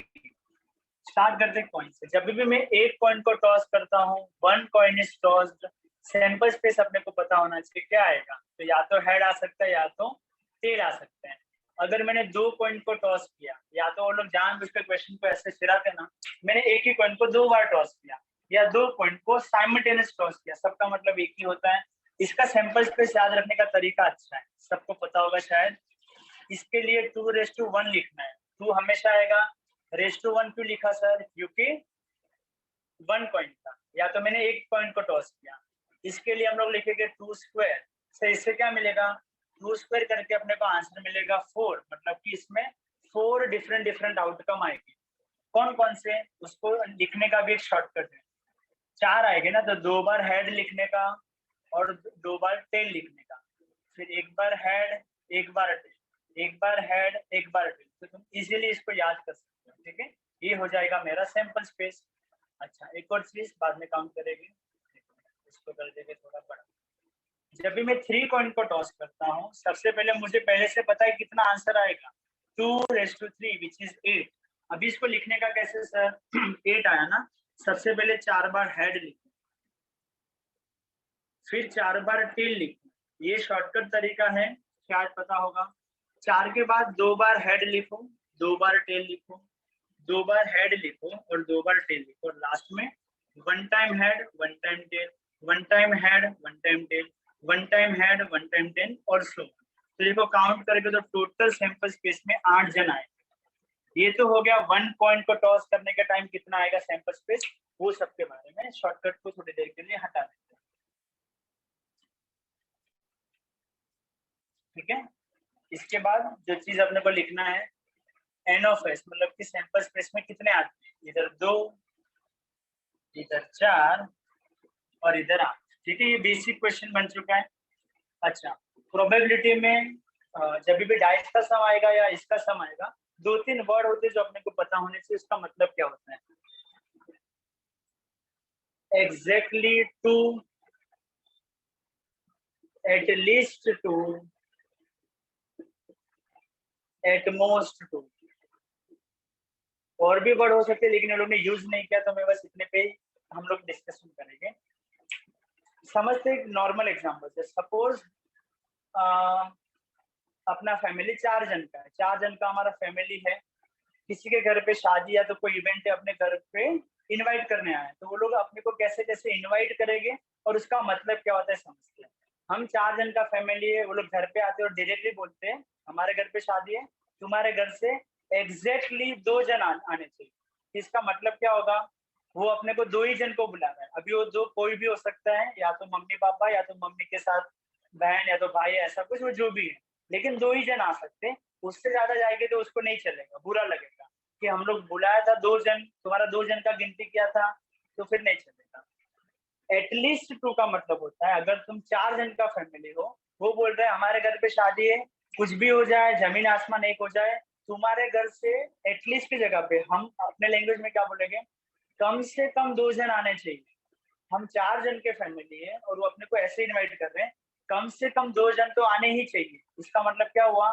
2 जन जाएगा तो भी चलेगा, 2 से ज्यादा जाएगा 3 तो भी चलेगा, और चारों जन जाएंगे तो भी चलेगा, क्योंकि उन्होंने बोला था कम से कम 2 तो आने ही चाहिए, उससे ज्यादा आएंगे तो हमको प्रॉब्लम नहीं है। लेकिन एटलीस्ट का मतलब वो होता है, और एटमोस्ट का मतलब होता है कि हमारे घर पे शादी है, ज्यादा से ज्यादा 2 जन आना। ज्यादा से ज्यादा 2 जन मतलब 2 से कम भी जाएंगे तो उसको फर्क नहीं पड़ता है, 2 से ज्यादा नहीं जाने चाहिए। ठीक है, तो ऐसे वर्ड से अपने को पता चलता है कि कितने नंबर का काउंटिंग, या तो वो अपने साथ कैसा रिलेशन बनाना चाहता है। एटलीस्ट 2 बहुत ही अच्छा, एग्जैक्टली 2 तो भी अच्छा है। ये एटमोस्ट तो सबसे खतरनाक है, मतलब कि ज्यादा से ज्यादा भाई 2 ही जन आना, नहीं भी आओगे तो उसको बुरा नहीं लगेगा, उसने ज्यादा से ज्यादा 2 बोला। ठीक है, इसी चीज का हम लोग यूज यहाँ पे करेंगे या तो क्वेश्चन में अपने को दिखेगा। ठीक है, अभी पॉइंट पे जितने भी रिलेटेड क्वेश्चन है सबसे पहले हम उसको फिनिश करेंगे।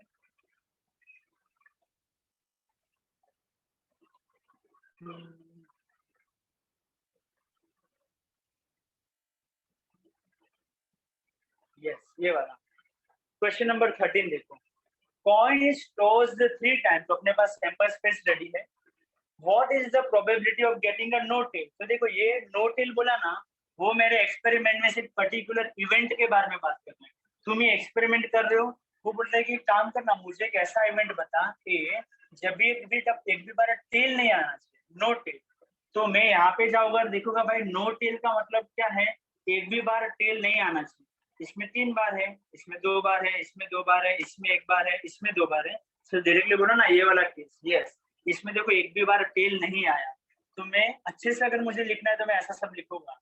सॉरी, इसके अंदर पहले मैं उनको दिखाऊंगा कि भाई नो टेल का मतलब पता है क्या होता है, तो भाई ये होता है। इसको मैं काउंट करूंगा, ये पूरे चीज को मैं एक काउंट करूंगा, तो नंबर ऑफ ए हो गया 1, एन ऑफ एस मुझे पता है 8, प्रोबेबिलिटी का फॉर्मूला होता है n of A divided by n of S. So ऊपर आ जाएगा 1, नीचे आ जाएगा 8, और इस तरह से अपना आंसर आ जाएगा, खत्म। ठीक है, तो ऑप्शन देख लेना कौन सा। नेक्स्ट, डी आंसर करेक्ट हो जाएगा। Question number 14, 2 coin are toss simultaneously. फिर से अपने पास सैंपल स्पेस रेडी है। What is the probability of getting at least 1 tail. देखो मस्त क्वेश्चन पूछा। क्वेश्चन नंबर, सॉरी ये कौन सा था इसके पहले वाला,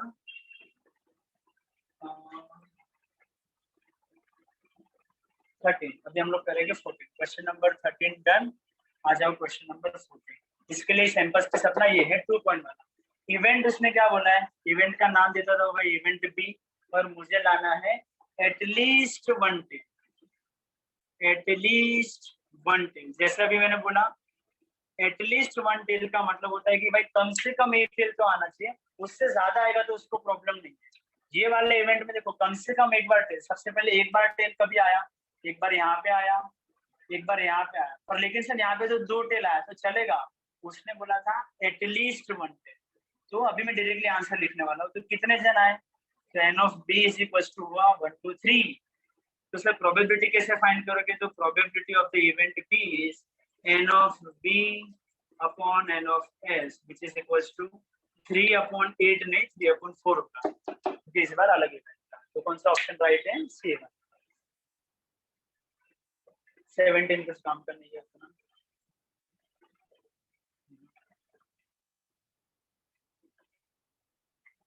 हाँ, क्वेश्चन नंबर 29 देखते हैं। 2 coin are tossed simultaneously. What is the probability of getting the at most 2 head? At most 2 head का मतलब क्या होगा, at most ज्यादा से ज्यादा 2 हेड आना चाहिए। ज्यादा से ज्यादा 2 हेड, इसको हम लोग बोलेंगे सी, at most 2 head. So at most 2 head का मतलब 2 हेड भी चलेगा, एक बार हेड आया तो भी चलेगा, और एक भी बार नहीं आया तो भी अपने को चलेगा। तो डायरेक्टली काउंट करते हैं। लेकिन कितना पॉइंट टॉस किया था, 2, मतलब कि यहाँ पे देखना है। सर यहाँ पे एटमोस्ट 2 हेड बोला, सर 2 हेड आया चलेगा। सर ये दोनों में एक बार हेड आ रहा है, मैंने बोला चलेगा, वर्ड एटमोस्ट है। सर यहाँ पे तो हेड आ ही नहीं रहा है, तो मैंने बोला चलेगा, 0 हेड भी मुझे चलेगा क्योंकि वर्ड था एटमोस्ट है। तो टोटल कितने जन आए, 1 2 3 4। तो प्रोबेबिलिटी का फॉर्मूला क्या होता है, n of C divided by n of S. इस बार हो जाएगा 4/4 विच इज इक्वल टू 1। और जिस भी प्रोबेबिलिटी का आंसर 1 होता है मतलब कि वो श्योर इवेंट होता है। ठीक है, ये भी एमसीक्यू में पूछ सकते हैं। श्योर इवेंट मतलब कि आग बंद करके भाई ये तो होने ही वाला है। ठीक है, तो जब भी मैं 2 बार कॉइन को टॉस करूंगा तो एटमोस्ट 2 हेड का मतलब हेड एक बार भी आ सकता है, 2 बार भी आ सकता है, 0 बार। तो ये तो श्योर है कि यही कुछ होने वाला है। ठीक है, आगे बढ़ते हैं। Question number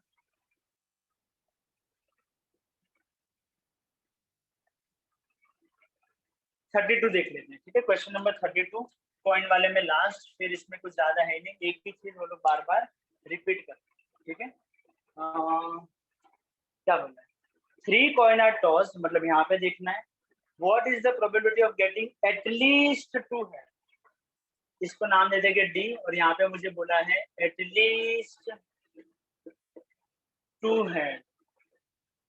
so at least 2 head का मतलब होगा 2 बार हेड आया तो भी चलेगा और 3 बार आया तो भी चलेगा। ठीक है, तो यहाँ पे देखते हैं एटलीस्ट 2 हेड बोला ना, बस पहला वाला इवेंट नहीं चलेगा, नहीं पहला वाला इवेंट चलेगा क्योंकि उसमें 3 बार आया। तो एक ये 2 बार आया चलेगा, ये भी 2 बार आया चलेगा, एक बार आया नहीं चलेगा, इसमें 2 बार आया तो चलेगा। तो सर कौन कौन सा चलेगा, तो यहाँ पे डॉट करते हैं, ये चलेगा, ये चलेगा, ये चलेगा और ये दौड़ेगा।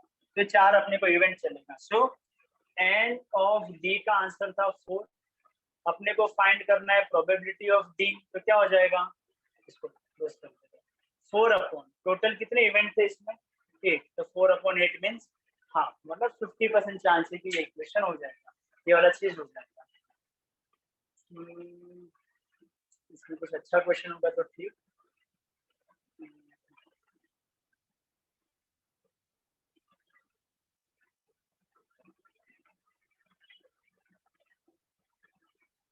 बस वही एक का एक ही क्वेश्चन और मैं बार बार रिपीट किया है, एटलीस्ट एटलीस्ट। ठीक है, चलो इस पे मेरे ख्याल से इनफ क्वेश्चन हम लोग ने कर लिए, आगे चलते हैं। पॉइंट के बारे में जितना भी डिस्कशन हो सकता था 1 पॉइंट 2 पॉइंट 3 पॉइंट का, ये 4 एग्जांपल ने सब अपने को समझा दिया। आगे चलते हैं। पॉइंट के बाद अभी आते हैं डाइस। डाइस पे अच्छा अच्छा क्वेश्चन बनता है, चलो स्टार्ट करते हैं। So one of the easy topic माना जाता है प्रोबेबिलिटी 10th तक, फिर 11th में जाके तुमको इसमें बहुत मजा आ जाता है, ठीक है। 10th में तुम इस पे हंसते हो, 11th पे वो तुम्हारी बरोबर से ले लेगा, ठीक है। तो अभी से डिस्क्लेमर दे रहा हूँ, संभल।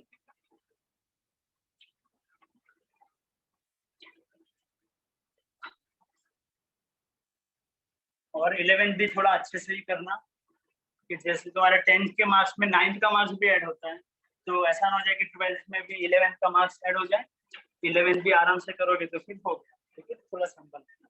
आ जाओ स्टार्ट करते हैं डाइस वाले क्वेश्चन। डाइस में हम लोग या तो 1 डाइस को रोल करेंगे,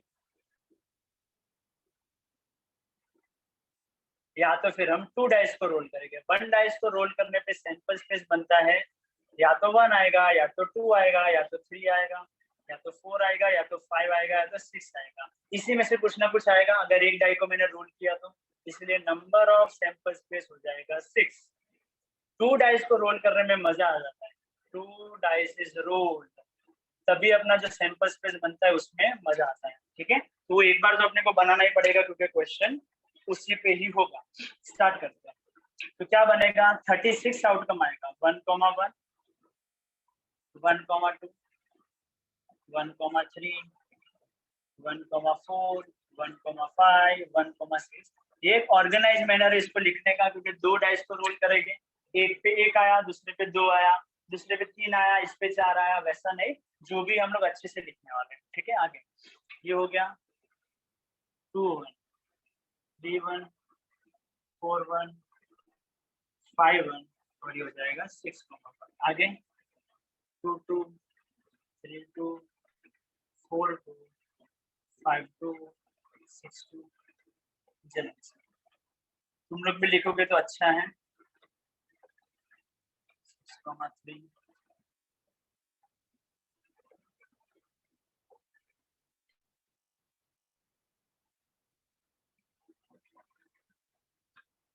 अलग अलग ऐसा मेथड सबका होगा लिखने के लिए,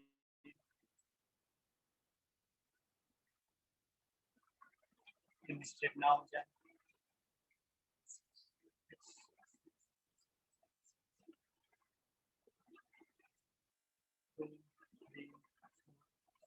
और 6, ठीक है। तो अपना सैंपल स्पेस रेडी है, काउंट कर लो सैंपल स्पेस में कितने एलिमेंट है, ठीक है। ये टॉपिक सबके लिए इजी था, बस इसके पहले वाला टॉपिक अगर कोई दूसरे बोर्ड से तो ये थोड़ा रिवीजन चाहिए, स्पेशली आईसीएससी को, सीबीएसई वालों को तो ये था, ठीक है। सो होप करता हूँ सबको एनओफएस मिला होगा 36, और यहाँ पे था एनओफएस 6, ठीक है। अभी इस पे देखते हैं कौन कौन से क्वेश्चन अपने पास। सेकंड क्वेश्चन ये अपने को मिल गया, थोड़ा सा इजी, चलो ट्रायल बोल खेलते हैं। A die is rolled. What is the probability that the number appearing on the upper face is less than 3? जब भी मैंने डाई को रोल किया, मेरा इवेंट वालों ने क्या बोला कि भाई एक ऐसा इवेंट है, इवेंट ए ऐसा है, कैसा है, लेस देन 3। नंबर मैं पूरा नहीं लिखने वाला हूँ, नंबर अपीयरिंग वैसे लिखना चाहिए था, नंबर अपीयरिंग लेस देन 3, मैं वैसे लिख रहा हूँ नंबर लेस देन 3। तो तुम तभी तभी तुम्हारे आंसर को इंक्लूड करोगे जब भी वो 3 से कम आएगा।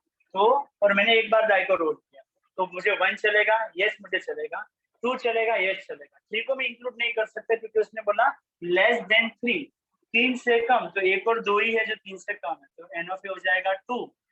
मुझे तो फाइंड करना था पी ऑफ ए, प्रोबेबिलिटी। तो मैं क्या करूंगा, नंबर ऑफ ए, ये 2 को डिवाइड कर दूंगा एन ऑफ एस से, मतलब कि 6 के साथ। तो आंसर हो जाएगा 1/3। खत्म। क्वेश्चन नंबर कौन सा था ये, 2। आगे चलते हैं, डाइज वाले क्वेश्चन। डाइज वाले क्वेश्चन, अच्छा क्वेश्चन, ठीक है। Question number 7, die is rolled, what is the probability of getting an even number on the upper face? ठीक है, क्वेश्चन नंबर 7 देखो, die is rolled, what is the probability of getting an even number on the upper face? आ जाओ, question board पे से इसका sample space और दोनों चीज हम लोग लिखते हैं। क्वेश्चन नंबर 7, इसको मैं नाम दे दूंगा भाई, तो मेरा इवेंट बी है, और इवेंट बी में बोला भाई इवन नंबर आना चाहिए। इवन नंबर आएगा तो अपने को मजा आएगा। आ जाओ, काउंट करते कि इवन नंबर कितनी बार आता है। तो इवन नंबर का मतलब पता होना चाहिए, 2, 4, 6 नंबर डिविजिबल बाय 2। तो 3 टोटल ऐसे केस थे जब ये मुझे इवन नंबर मिला, और इसका प्रोबेबिलिटी हम फाइंड करेंगे n of d upon n of s। पता नहीं क्यों लिखा मैंने ये, हो जाएगा ये 3/6 और आंसर हो जाएगा 1/2। खत्म, इजी है। B is the correct answer. आगे चलते हैं।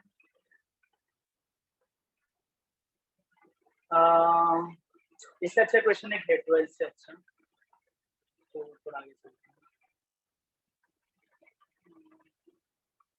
हाँ, क्वेश्चन नंबर 21, क्योंकि ये चीज है ना, आधे लोग को पता नहीं होता कि ये क्या होती है, ठीक है, इसलिए वो लोग पूछ सकते हैं।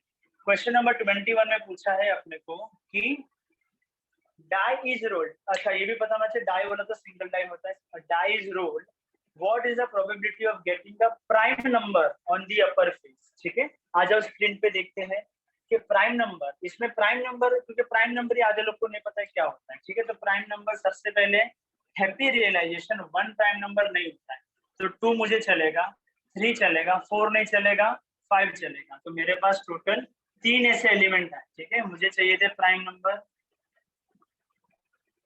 ठीक है, बहुत लोगों ने 1 को सोचा ही होगा। 6 है, तो नंबर ऑफ सी हो जाएगा 3। इसका प्रोबेबिलिटी अगर अपने को फाइंड करना है तो 3 divided by total element which is 6। तो हाँ, तो भाई 50% चांस है कि ये आ सकता है, 50% चांस है। आगे बढ़ते हैं। डाई डाई डाई डाई, पहले सिंगल डाई का देख लेते हैं। अच्छा क्वेश्चन मिला तो 34, ठीक है। डाई,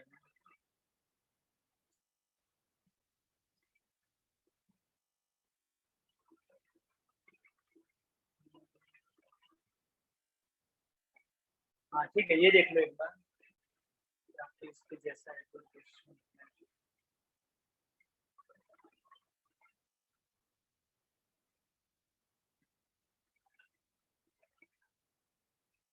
आ जाओ, क्वेश्चन नंबर 58 थोड़ा अच्छा है, देखो क्या बोला है। A die is rolled, what is the probability of getting a prime number or an odd number on the upper face? जब भी क्वेश्चन में और आया ना, तो मुझे चलेगा, प्राइम नंबर आया तो भी चलेगा, ऑड नंबर आया तो भी चलेगा, मतलब मैं दोनों को इंक्लूड करूंगा, तो थोड़ा आंसर मेरा ज्यादा आएगा। क्वेश्चन नंबर था ये 58।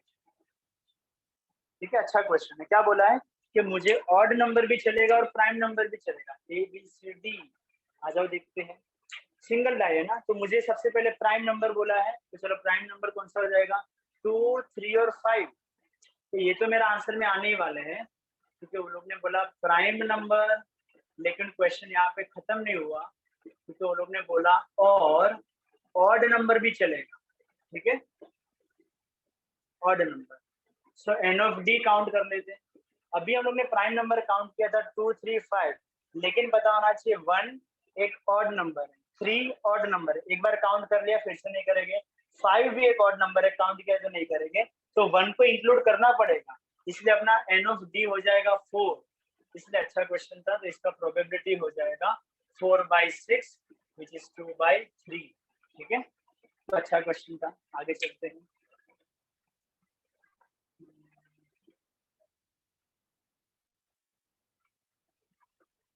इनफ क्वेश्चन इसके अभी करते हैं, 2 डाइस पे जितने भी अच्छे क्वेश्चन पॉसिबल है वो।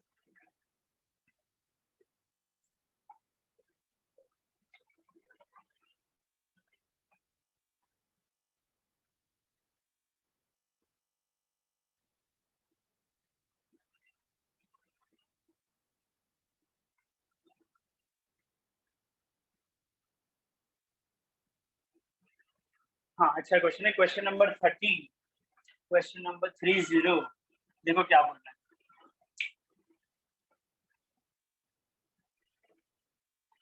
Two dice are rolled simultaneously. What is the probability of getting a number less than 4 on the upper faces of both the dice? देखो upper faces का मतलब वो लोग क्यों बोलते हैं, डाइस को सपोज मैंने रोल किया, उसकी 6 साइड होती है, तो हम लोग ऊपर का चीज ही देखते हैं ना, लेकिन कोई शाना बोलेगा नहीं मेरे साइड से मेरे को जो दिखेगा वो दिखेगा, तो भाई क्वेश्चन वाले ने बोला ऊपर का ही दिखना है, तो वो शाने को उसने हटा दिया। Two dice are rolled simultaneously. What is the probability of getting a number less than 4 on the upper face of both the die? मतलब दोनों ही डाई पे नंबर 4 से छोटा होना चाहिए, और ये क्वेश्चन अपने को 2 डाइस में करना है, तो कौन कौन से आंसर चलेंगे। देखो बोथ द डाइस में नंबर 4 से कम, एक पे भी 4 भी नहीं चलेगा, ये 3 मुझे चलेगा, देखो दोनों पे 4 से छोटा नंबर, ये भी मुझे चलेगा, दोनों में 4 से छोटा नंबर, ये नंबर भी मुझे चलेगा, दोनों में 4 से छोटा नंबर, इसके अलावा एक भी नंबर नहीं चलेगा, क्योंकि हर एक बार 4 आएगा या तो 4 से बड़ा नंबर है, तो टोटल 3 3 3। तो ये वाले इवेंट के लिए जो भी इसका नाम था, नंबर ऑफ एलिमेंट इन ई हो जाएगा 9, तो इसका प्रोबेबिलिटी हो जाएगा 9/36 विच इज इक्वल्स टू 1/4, मतलब 25% चांसेस बोल सकते हैं कि इवेंट होगा। तो अच्छा क्वेश्चन था।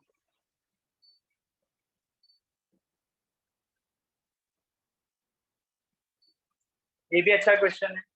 Two dice are rolled simultaneously. What is the probability that the sum of the number appearing on the upper face is at most 4? सबसे पहले सम करना है, और सम करने के बाद आंसर आएगा वो 4 या तो उससे छोटा लेना है, 4 भी नहीं लेना है, एटमोस्ट 4 मतलब 4 से छोटा लेना है। इसको हटा देते हैं, थोड़े अच्छे क्वेश्चन सभी।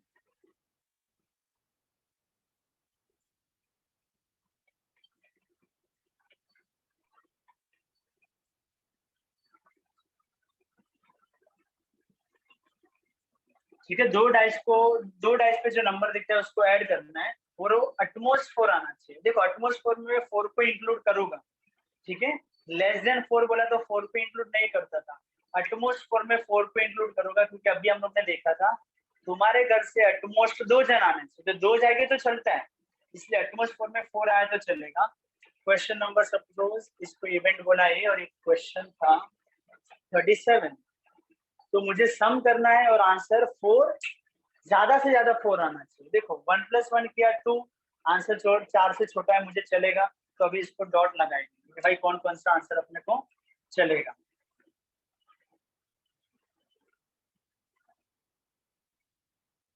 दोनों का एडिशन करना है, तो देखो ये 1 + 1 2 हो जाएगा, चलेगा, 1 + 2 3, 2 + 1 3 चलेगा, 1 + 3 4, 2 + 2 4 और 3 + 1 4, बस इसके अलावा कुछ भी नहीं चलेगा।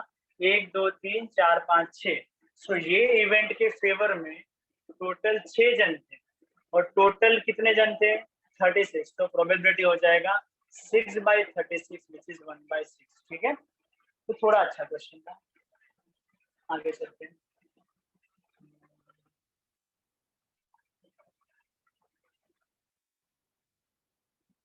43 उसके जैसा है, नहीं करना।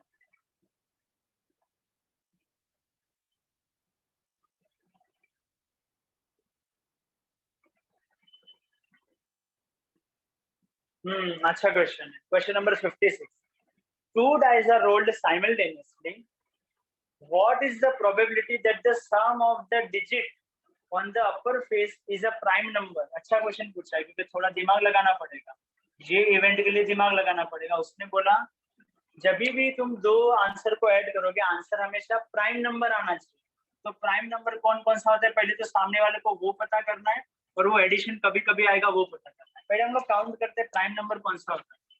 2 होता है, 3 होता है, 5 होता है, 7 होता है, 9 में, और फिर डायरेक्टली 11 आता है। मतलब वो डायरेक्टली इनडायरेक्टली अपने को पूछ रहा है। दोनों नंबर को ऐड करो, अगर एडिशन करके आंसर 2 आया तो चलेगा, दोनों नंबर को ऐड करो, आंसर 3 आया तो चलेगा, 5 चलेगा, 7 चलेगा, 11 चलेगा।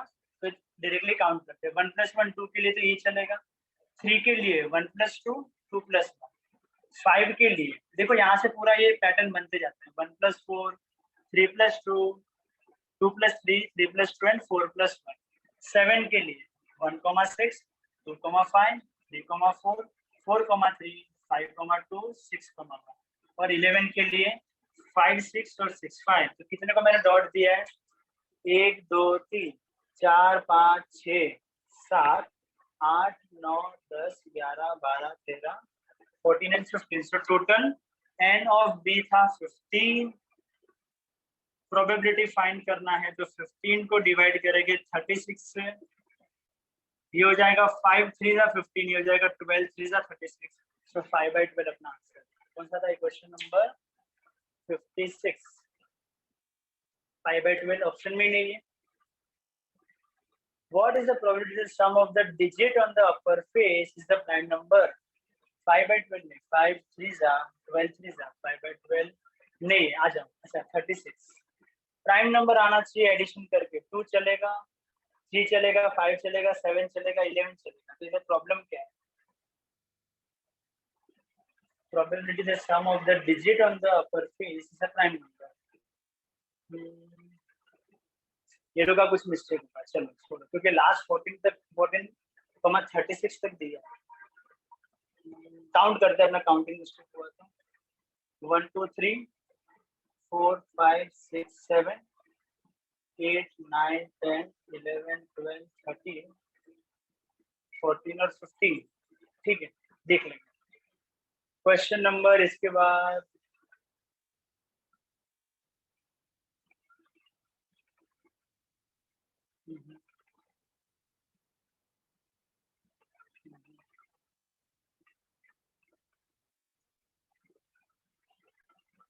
ठीक है, तो दो डाइस कितने अच्छे से आगे डाइस हो गया, कॉइन हो गया। अभी हम लोग करेंगे प्लेइंग कार्ड के ऊपर सम, और जो सबसे अच्छे क्वेश्चन स्टार्ट करते हैं। होप ये भी समझ में आया होगा।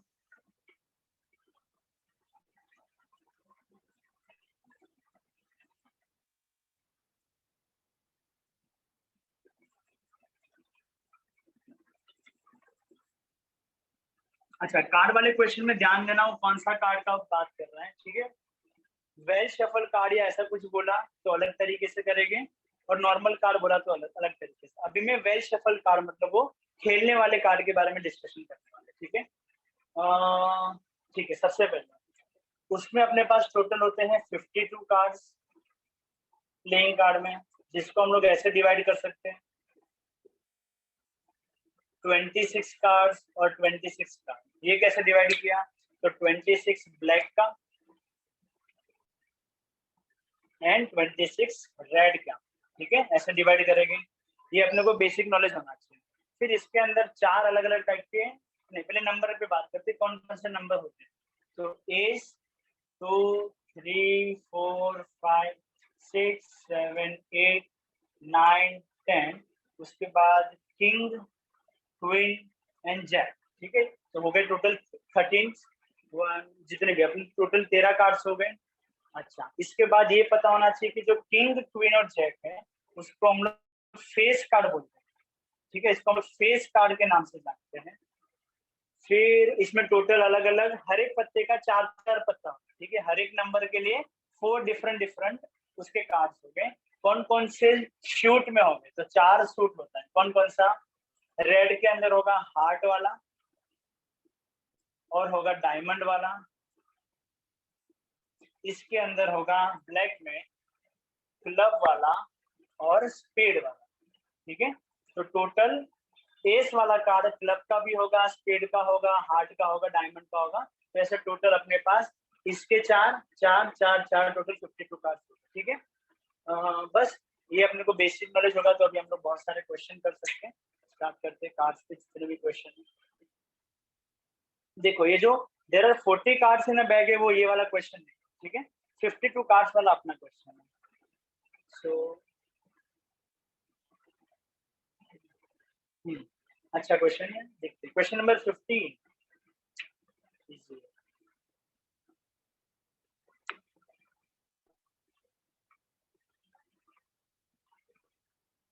25 जो कार्ड है वो दूसरा कार्ड है।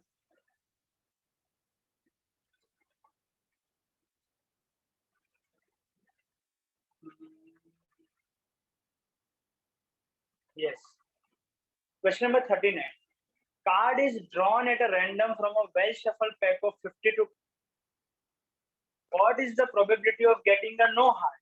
मतलब कि हार्ट नहीं आना चाहिए, ठीक है, तो हार्टलेस बंदा ये, तो इसको भाई हार्ट नहीं चाहिए। सबसे पहले यहाँ पे डायरेक्टली स्टार्ट करते, इवेंट का नाम देते, इवेंट बी। टोटल 52 कार्ड है, उसने बोला जब भी तुम निकालो एक भी हार्ट नहीं आना चाहिए, ठीक है, हार्ट वाला एक भी कार्ड नहीं आना चाहिए। तो हार्ट वाले टोटल कार्ड कितने होंगे? एस का एक कार्ड होगा, ये 2 का एक कार्ड होगा, ऐसे टोटल कितने कार्ड हो गए? 13। तो उसने डायरेक्टली बोला कि 13 कार्ड मुझे नहीं चाहिए, तो मुझे कितने कार्ड लेने हैं? क्लब का कोई भी 13 चलेगा, स्पेड का कोई भी 13 चलेगा, डायमंड का कोई भी 13 चलेगा, तो टोटल मुझे 39 कार्ड्स लेना अलाउड है, लेकिन हार्ट नहीं ले सकता। तो प्रोबेबिलिटी कितना हो जाएगा? तो नो हार्ट वाले डिवाइड बाय टोटल, 39 अपॉन 52, 13 3 जा और 13 4 जा, इसलिए आंसर हो जाएगा 3/4। कौन सा था ये? Question number 30। तो question number 39 answer 3/4, option B correct है। क्वेश्चन नंबर 40 भी कर लेते हैं, इस पे क्वेश्चन ही कम है। Card is drawn at a random from a well shuffled pack of 52 playing cards. What is the probability of getting the king? तो आ जाओ स्क्रीन पे देखते हैं किंग कभी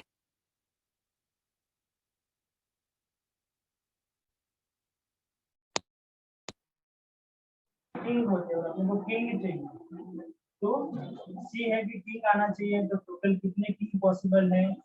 4। तो इसका प्रोबेबिलिटी कितना हो जाएगा? 4/52 और डिवाइड करेंगे तो आंसर आ जाएगा 13 4 जा, सो 1/3 13। Option A is correct. आगे चलते हैं, मजा तभी आएगा जब ये लोग कुछ कार्ड निकाल लें, ठीक है।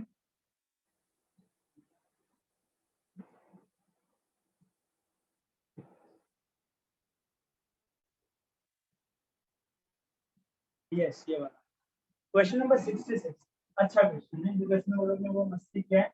Question number 66, card is drawn at random from the well shuffle pack of 52 cards from which face card remove.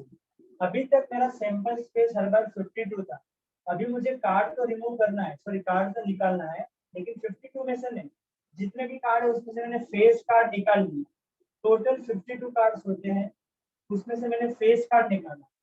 King का टोटल 4 कार्ड होगा, इसका भी 4 होगा, इसका भी 4 होगा, तो टोटल मैंने 12 कार्ड निकाल दिए। तो अभी जो भी मुझे गेम खेलना है वो ये 40 कार्ड्स के साथ खेलना है, ठीक है। तो ये वाले पर्टिकुलर क्वेश्चन के लिए मेरा सैंपल स्पेस अलग है। अभी उसने क्या बोला? What is the probability of getting a card bearing a prime number, मतलब कि जब भी तुम कार्ड निकालो वो एक प्राइम नंबर होना चाहिए। तो सबसे पहले इवेंट बी है, इसे लिखते हैं कि भाई प्राइम नंबर वाला कार्ड आना चाहिए। ध्यान से सुनो, प्राइम नंबर वाला कार्ड आना चाहिए। सबसे पहले नंबर मार्क 2 चलेगा, 3 चलेगा, 5 चलेगा, 7 चलेगा और कौन चलेगा? 9 चलेगा। प्राइम नंबर तो डायरेक्टली आ जाएगा 11, मतलब कि 11 तो आ ही नहीं सकता। तो 2 चलेगा, 3 चलेगा, 5 चलेगा, 7 चलेगा। मुझे बताओ 2 के टोटल कितने कार्ड होंगे? सोचो। 3 के टोटल कितने कार्ड होंगे? सोचो। 5 के टोटल कितने कार्ड हो गए? सोचो। और 7 के कितने कार्ड हो गए? तो यही कार्ड हो गए। तो 4 4 4 4 टोटल मेरे पास 16 कार्ड लेना मुझे अलाउड है। लेकिन ये क्वेश्चन अच्छा है इसलिए कि उसके अंदर सैंपल स्पेस ही अलग है। तो 16/40 4 4 जा एंड 4 10 तो और रिमूव करेगी तो 2/5 मतलब 8 2 जा 16 8 5। तो आंसर इज 2/5, ऑप्शन बी। आगे देखते हैं,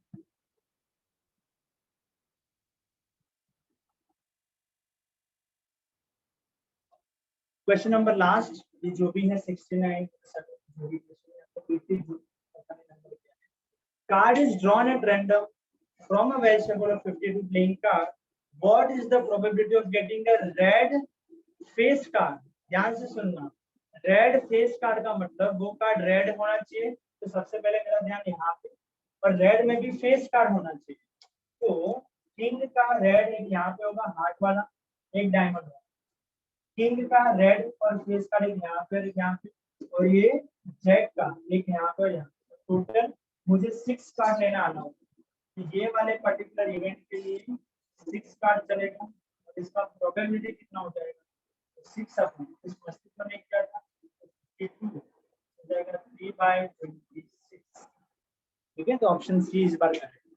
तो प्रोबेबिलिटी में मेनली टाइप हम लोग ने कवर किए, नेक्स्ट टाइम जब भी करेंगे थोड़े रिमेनिंग टाइप के समय वो करेंगे और फिर हम लोग बाकी का चैप्टर स्टार्ट। ठीक है, तो आज के लिए इतना काफी है, होप समझ में आया होगा और प्रैक्टिस करो, बस इतना ही है, बाकी